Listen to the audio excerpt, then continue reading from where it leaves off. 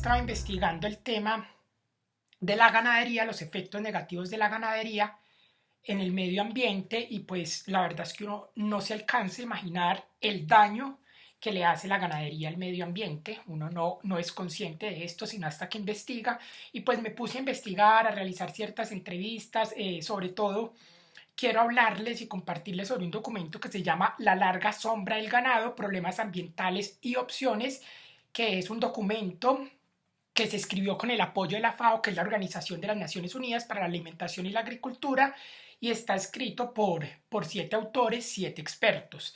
Este documento lo pueden encontrar en internet, está en PDF. Voy a recurrir al método de la mayéutica, al método de la pregunta-respuesta, para dar un repaso sobre este documento, sobre los impactos ambientales de la ganadería, del sector pecuario, en el medio ambiente. Entonces, la primera pregunta, ¿qué tiene que ver la tala de árboles con la ganadería? La respuesta, se talan árboles para pastoreo, es decir, crear pastizales para las reses y para los cultivos forrajeros, o sea, la soya y el maíz, que se usan para fabricar los concentrados que alimentan las vacas. La segunda pregunta, ¿cuál es la primera causa de deforestación? El sector pecuario. Los árboles convierten el CO2 en oxígeno y por eso es grave que haya tanta deforestación. La tercera pregunta es, ¿qué tiene que ver la deforestación con la biodiversidad? La deforestación daña los ecosistemas y entonces ahí es que se ve afectada la biodiversidad. Cuarta pregunta, pero esos cultivos forrajeros alimentan las vacas que a su vez nos alimentan. Esto es uno de los argumentos, digamos, que se dice sobre deforestar para poder sembrar los cultivos forrajeros, sobre todo la soya y el maíz, que son los cultivos con los que se hacen los concentrados que van y alimentan las vacas. Entonces se dice, claro, estos cultivos van y alimentan las vacas y estas vacas pues nos alimentan a nosotros, o sea que da igual. Pero pues resulta que no da igual porque la producción de 1 kilo de proteína animal es 20 veces mayor a la producción de 1 kilo de proteína vegetal. Entonces prácticamente se está cultivando para alimentar a unos animales y no al ser humano. La sexta pregunta, ¿en qué consiste el cambio climático? ¿Qué es una realidad? No como lo están negando algunos, como Donald Trump. No, el cambio climático es una realidad y lo dicen el 99.9% de los científicos. El cambio climático consiste en el aumento de la temperatura por la emisión excesiva de gases de efecto invernadero que absorben el calor del sol. Digamos que esto es necesario porque sin el efecto invernadero la Tierra tendría una temperatura superficial de menos 18 grados centígrados, lo que sería malo para la vida, y no de 15 grados centígrados, que es lo adecuado y que es lo que permite la vida. Pero la emisión exagerada de gases de efecto invernadero aumenta el calentamiento global, derriten los glaciares y los casquetes polares, como los nevados, aumenta el nivel del mar y afecta el equilibrio ambiental en general. Y ya Humboldt nos dijo que la Tierra es un organismo viviente y si se afecta una parte, se afecta el todo.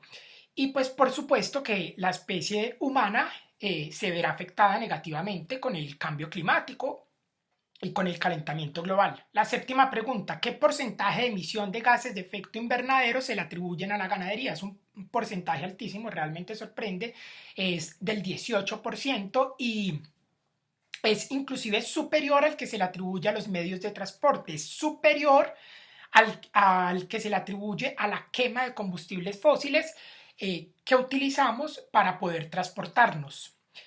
La octava pregunta, ¿cómo emite la ganadería gases de efecto invernadero? Por el estiércol y por todos los combustibles fósiles que se utilizan en su producción, entre otros.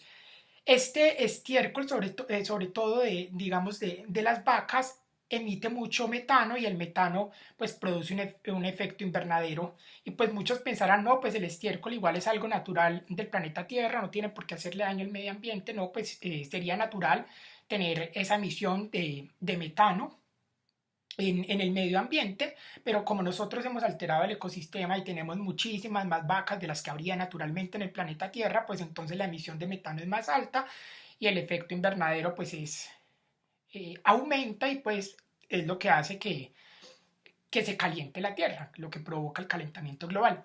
Novena pregunta, ¿qué porcentaje del consumo de agua mundial se utiliza en la ganadería?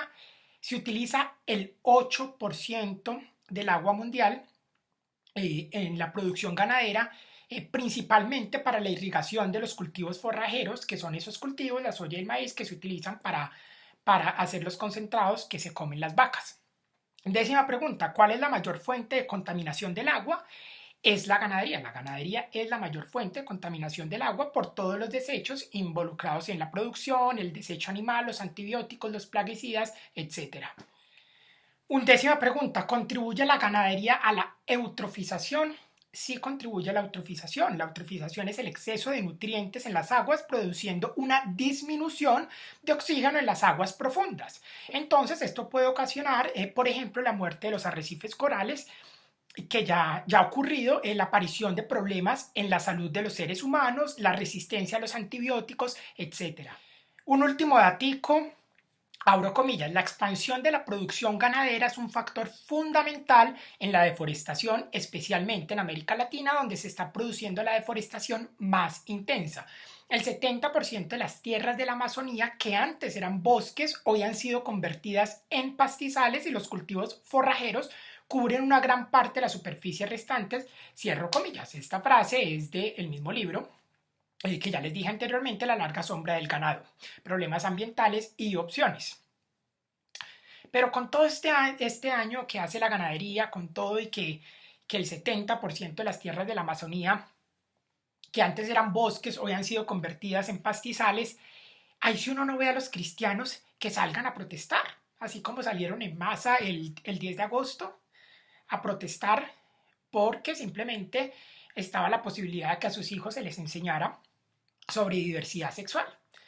Pero claro, ahí ya uno no los ve a los cristianos que salgan a protestar por algo que realmente nos está haciendo daño, que nos está perjudicando el medio ambiente. No, al contrario, ellos lo que casi siempre han hecho es, ellos juegan al lado del poder, al lado del poder político y al lado del poder económico, y claramente pues digamos que los ganaderos son un gran poder económico en este país, y pues el poder real es económico. Entonces pues el poder económico se hace con el poder político, y pues claramente la mayoría de cristianos, de estos grupos cristianos, de estas iglesias, pues se van a aliar con el poder, y pues obviamente ellos no van a salir a protestar a favor del medio ambiente. Y hasta aquí llego.